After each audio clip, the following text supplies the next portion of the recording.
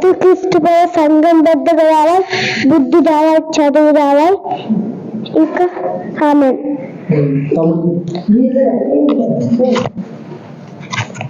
క్రీస్తు సంఘం పెద్దగా రావాలి, బుద్ధి రావాలి, ఆమేన్.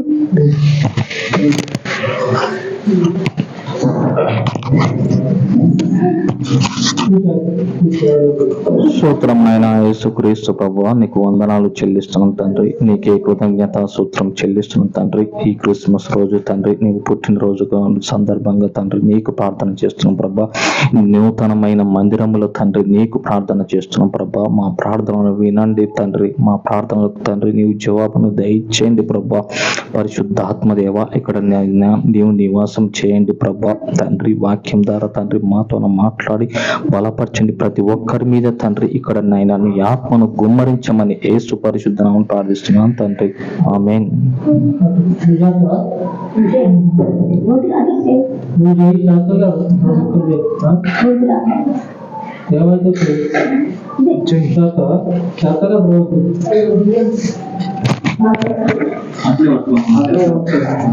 స్తోత్రం తండ్రి యేసయ్యా, నీకు వందనాలు తండ్రి ప్రభువా.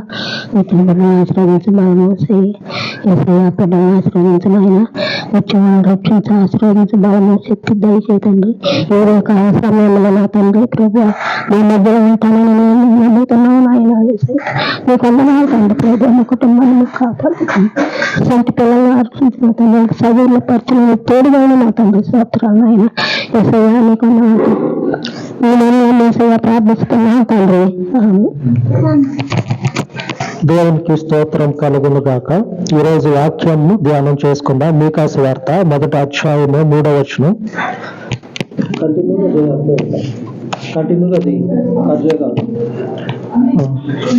మీకా సువార్త 1వ అధ్యాయం 3వ వచనం.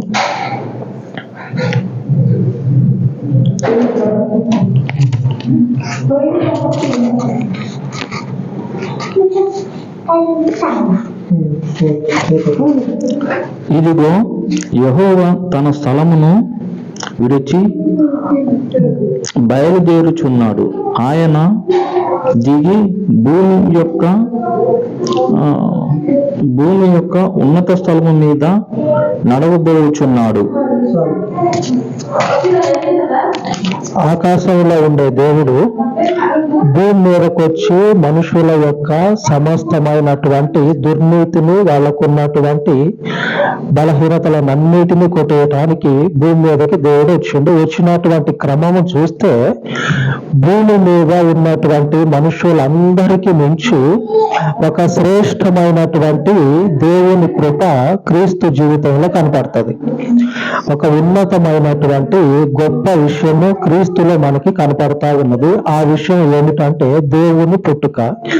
ఆకాశంలో ఉన్నటువంటి మహోన్నతుడు భూమి మీద ఉన్నటువంటి మనుషుల యొక్క సమస్త ఆలోచనలను, వాళ్ళకున్నటువంటి మార్గాలని కొట్టివేయటానికి ఈ భూమి మీదకి వచ్చి మనుషులకు ఉన్నటువంటి ఆలోచన ఏదైతే ఉన్నదో దేవునికి మనుషులకి మధ్యలో విరోధముగా ఉన్నటువంటి ఆలోచనలు, వీటినన్నిటినీ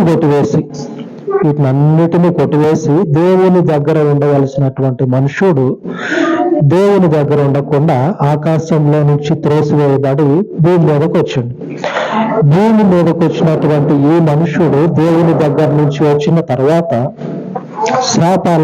శాపాలతోటి దేవుని ఉగ్రతతో నిండిపోయి భూమి అంతటా కూడా మనుషుని పాపం వలన శపించబడింది. ఈరోజు ఈ శపించబడినటువంటి మనుషుని జీవితము ఇప్పటి వరకు కూడా క్రీస్తు యొక్క జననం వల్ల ఏమైతా ఉన్నదంటే మనుషునికి ఉన్నటువంటి, అలాగనే ఈ భూమి మీద ఉన్నటువంటి సర్వ మానవుల యొక్క పాపదోషాలన్నీ కూడా ఈ జననంలో కొట్టివేయబడతా ఉన్నది. ఇంతటి కృప చూపించినటువంటి దేవుడు మొదట్లోనే మీకా సువార్తలో చెప్తా ఉన్నాడు.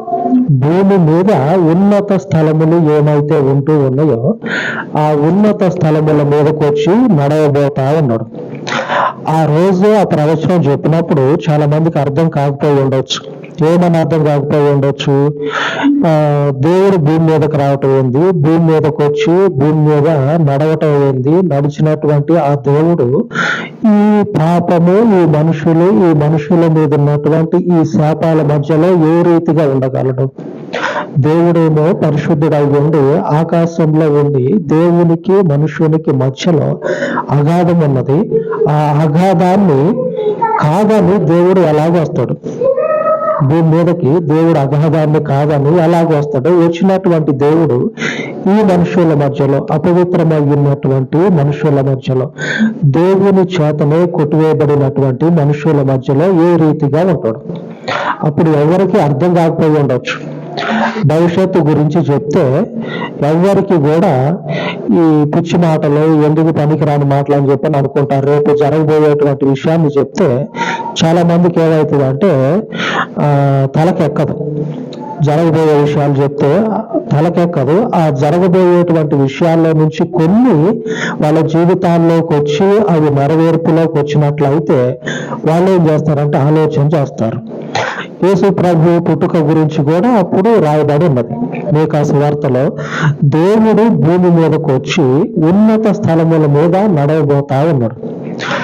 సరే, బాగానే ఉందో, నడవబోతా ఉన్నాడు. నడవబోయేటువంటి దేవుడు ఏ రీతిగా అసలు భూమి మీదకి రాబోతా ఉన్నాడు? వచ్చినటువంటి దేవుడు ఈ మనుషులందరూ కూడా దేవుని దగ్గర ఉండాల్సిన వాళ్ళు ఆ తప్పిదం వల్ల దేవుని దగ్గర నుంచి కొట్టివేయబడ్డారు. తిరిగి మళ్ళీ దేవుని దగ్గరికి ఎలాగ రాగలుగుతారు అంటే ఈ క్రీస్తు అనేటువంటి మనుషుణ్ణి దేవుడు ఏర్పరిచి, ఈ క్రీస్తు యొక్క జననాన్ని దేవుడు ఏర్పరిచి, ఈ క్రీస్తు ద్వారా ఎందరైతే దేవుని దగ్గరకు వస్తారో, మనకి ఈ విషయం గురించి స్పష్టంగా మత్తయి సువార్తలో రాయబడి ఉంటది. మత్తయి సువార్తలో ఈ విషయం గురించి స్పష్టత అనేది మనకు వస్తుంది. 5వ అధ్యాయము 3వ వచనంలో ఉంటది. మత్తయి సువార్త 5వ అధ్యాయము 3వ వచనంలో ఏమని ఉంటదంటే, 5వ పేజీ నేను చదువుతా. ఆత్మ విషయమై దీనులైన వారు ధన్యులు, పరలోక రాజ్యము వారిది. దేవుని విషయమై, ఆత్మ విషయమై అంటే దేవుని విషయమై ఎవరైతే దీన మనసు కలుగుంటారో వాళ్ళు ధన్యులు, పరలోక రాజ్యం వాళ్ళది. దేవుని రాజ్యం అనేది వాళ్ళకు చెందుతుంది. మొదట్లో చూస్తేనేమో దేవుడు ఆకాశంలో ఉండు. ఆకాశంలో ఉన్నటువంటి దేవుడు మనుష్యుణ్ణి ఆకాశానికి ఎక్కించాలంటే జరగని పని. అదే దేవుడు భూమి మీదకు వచ్చి భూమి మీద ఉన్నటువంటి ఈ మనుషుల మధ్యలో అందులో ఉన్నతమైనటువంటి స్థలముల మీద నడవబోచు ఉన్నాడని ప్రవచనం చెప్తా ఉన్నది. మరి ఉన్నతమైనటువంటి స్థలములు అంటే ఏంది? మనకు తెలిసి ఉన్నతమైనటువంటి స్థలములు అంటే భౌతికంగా మన కళ్ళతోటి చూసి మంచి స్థితిలో ఎవరైతే ఉంటారో అటువంటి వాళ్ళని చెప్పనని మనం అనుకుంటాం. అయితే బైబిల్ ప్రకారంగా, దేవుని ప్రకారంగా, క్రీస్తు ప్రకారంగా చూస్తే ఆత్మ విషయమై దీనులైన వారు అంటే మనస్సులో దేవుని ఆత్మ చేత ఎందరైతే నింపబడి మనుషులు ఎవరైతే ఆత్మ ప్రకారంగా నడుచుకుంటారో వాళ్ళు ఏమవుతారంటే పరలోక రాజ్యానికి వారసులుగా ఉంటారు. వాళ్ళ మీదకి దేవుని ఆత్మ వచ్చి నిలబడిన తర్వాత అప్పుడు వాళ్ళ జీవితాల్లో ఈ దేవుడు ఏమవుతాడంటే నడిపింపు అనేది, దేవుని నడిపింపు వాళ్ళ జీవితాల్లోకి వచ్చి ఉండటం వల్ల, వాళ్ళ జీవితాల్లో దేవుడు నిలబడటం వల్ల అప్పుడు దేవుని ఆ వాక్యపు నెరవేర్పు అనేది వస్తుంది. ఉన్నతమైన స్థలముల మీద నడవబోచు ఉన్నాడంటే అర్థం ఏంటంటే ఈ భూమి మీద ఉన్నటువంటి మనుషులలో ఎవరైతే ఆత్మచేత, దేవుని ఆత్మచేత నింపబడి ఆ దేవుని ఆత్మ ప్రకారంగా నడుచుకుంటారో, ఇప్పుడు మనకు తెలిసి చాలా మంది ఉన్నారు ఏది ఈ భౌతికంగా కలిగినటువంటి స్థితిలో ఉన్నారు. వాళ్ళు ఎవరు కూడా ఏ మిల్లు అనేది లేకుండా ఉంటే రానే రారు. ఏదో ఒక మిల్లు ఉంటేనే కలిగినటువంటి వాళ్ళు దేవుని దగ్గరకు వస్తారు. ఆ కలిగినటువంటి స్థితి గురించి దేవుడు చెప్పట్లేదు, కానీ ఉన్నతమైన స్థితి అని దేని గురించి చెప్తా ఉన్నదంటే దేవుని ఆత్మ చేత నింపబడి నడిపించబడేటువంటి వాళ్ళ గురించి దేవుడు మాట్లాడుతూ ఉన్నాడు. ఉన్నతమైనటువంటి స్థలం ఎవరంటే దేవుని ఆత్మ చేత నింపబడి నడిపించబడేవాళ్ళు. ఈ ఆత్మ పొందుకోవాలంటే మొదటగా క్రీస్తులోనికి రావాలి.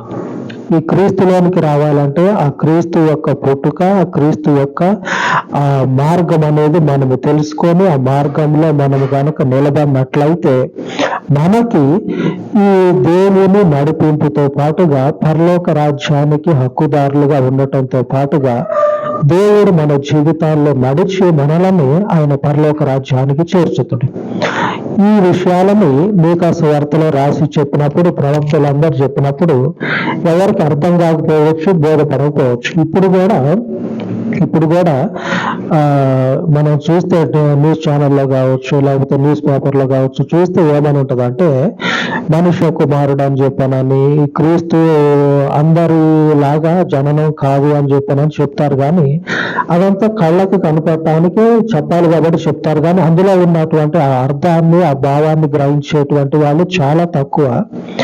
ఆ తక్కువ ఎవరైతే ఉన్నారో వాళ్ళ జీవితాల్లోనే దేవుడు ఆకాశంలో నుంచి దిగి వచ్చి వాళ్ళ జీవితాల్లో నడవబోతా ఉన్నాడు. లేఖనం అదే చెప్తా ఉన్నది. ఆ లేఖనము ఈ రోజు మన జీవితాల్లో అలాగనే ఎందరైతే ఈ క్రీస్తు మార్గాన్ని అనుసరించడానికి ఆయన సన్నిధిలో నిలబడి ఉన్నారో వాళ్ళందరి జీవితాల్లో ఆ దేవుని నడిపింపు, దేవుని యొక్క మార్గం అనేది నిలబడేటట్లుగా మనం ప్రార్థించుకుందాం. దేవుడు తన వాక్యాన్ని దీవించును గాక. ప్రార్థన చేసుకుందాం. పరిశుద్ధుడా, మహోన్నతుడు వగినటువంటి ఇశ్రాయేలీయుల దేవా, మీ మహోన్నతమైనటువంటి పరలోకపు నామమునకు ఈ ఉదయకాలం నందు మీ సన్నిధిలో తండ్రి మీ అమూల్యమైనటువంటి రక్షణను గూర్చి, నీవు మనుష్య కుమారునిగా భూమి మీదకి వచ్చినటువంటి విధానమును గూర్చి ప్రవక్త అయినటువంటి మీకా గ్రంథంలో రాయబడినటువంటి ప్రతి లేఖనాన్ని కూడా ధ్యానము చేయించు ఉండగా ఇప్పుడు జరుగుతున్నటువంటి లేఖనములన్నీ కూడా నెరవేర్చు. ఇప్పుడు భౌతికముగా ఉన్నటువంటి ప్రతి ఒక్క పరిస్థితి కూడా లేఖనాన్ని రుజువుపరుస్తూ ఉండగా నీ కృప చొప్పున తండ్రి ఈ పరిచర్యని అలాగే ఈ వాక్యమును దీవించమని, ఈ నిజమై ఉన్నటువంటి వాక్యములను అనేకుల జీవితాలలో స్థాపించమని ఘనమైన మీ నామమునకు ఈ మనవులను ప్రతిష్ఠించి యేసుక్రీస్తు శక్తి కలిగిన నామమున ప్రార్థించి వేడుకొనుచున్నాను తండ్రి. ఆమేన్, ఆమేన్.